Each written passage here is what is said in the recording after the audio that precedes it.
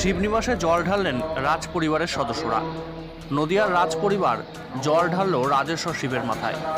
নদিয়ার রাজ পরিবার তথা রাজা কৃষ্ণচন্দ্রের পরিবারের বর্তমান রানীমা জল দিলেন রাজেশ্বর শিব তথা এশিয়ার দ্বিতীয় বৃহত্তম শিবনিবাসের শিবের মাথায়। শিবরাত্রি উপলক্ষে এই শিবনিবাসে গত পরশু থেকেই উপচে পড়া ভিড় ভক্তদের। রাজ্যের বিভিন্ন জায়গা থেকে নদিয়ার এই শিব মন্দিরে জল ঢালতে আসেন ভক্তরা। শিবনিবাসের এই মন্দিরের প্রতিষ্ঠা করেছিলেন রাজা কৃষ্ণচন্দ্র। আজ সেই মন্দিরে জল ঢালতে আসলেন বর্তমান রাজ পরিবারের সদস্যরা। সেখানে তারা মন্দিরের শিবের মাথায় জল ঢালেন।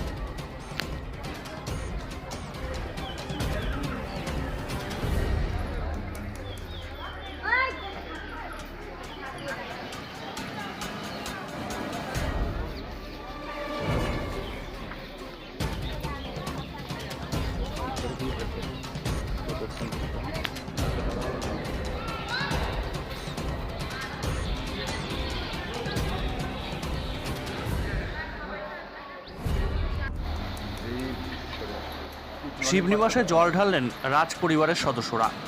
নদিয়ার রাজ পরিবার জল ঢালল রাজেশ্বর শিবের মাথায়। নদিয়ার রাজ পরিবার তথা রাজা কৃষ্ণচন্দ্রের পরিবারের বর্তমান রানীমা জল দিলেন রাজেশ্বর শিব তথা এশিয়ার দ্বিতীয় বৃহত্তম শিবনিবাসের শিবের মাথায়। শিবরাত্রি উপলক্ষে এই শিবনিবাসে গত পরশু থেকেই উপচে পড়া ভিড় ভক্তদের। রাজ্যের বিভিন্ন জায়গা থেকে নদিয়ার এই শিব মন্দিরে জল ঢালতে আসেন ভক্তরা। শিবনিবাসের এই মন্দিরের প্রতিষ্ঠা করেছিলেন রাজা কৃষ্ণচন্দ্র। আজ সেই মন্দিরে জল ঢালতে আসলেন বর্তমান রাজ পরিবারের সদস্যরা। সেখানে তারা মন্দিরের শিবের মাথায় জল ঢালেন।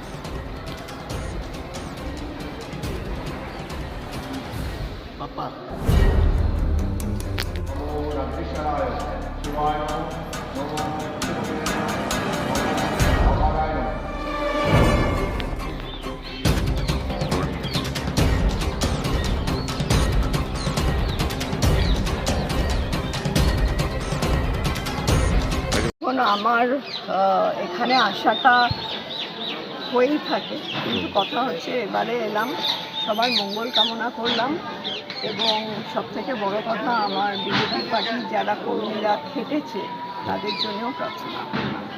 সেটা তো আগেরবারে মানে আগে যে সববারে এসছি সেবারে সব হয়নি, কিন্তু এখন আমার পরিবার বেড়ে গেছে বলে আমার সবার চিন্তা, তাই জন্য সবার জন্য প্রার্থনা করলাম।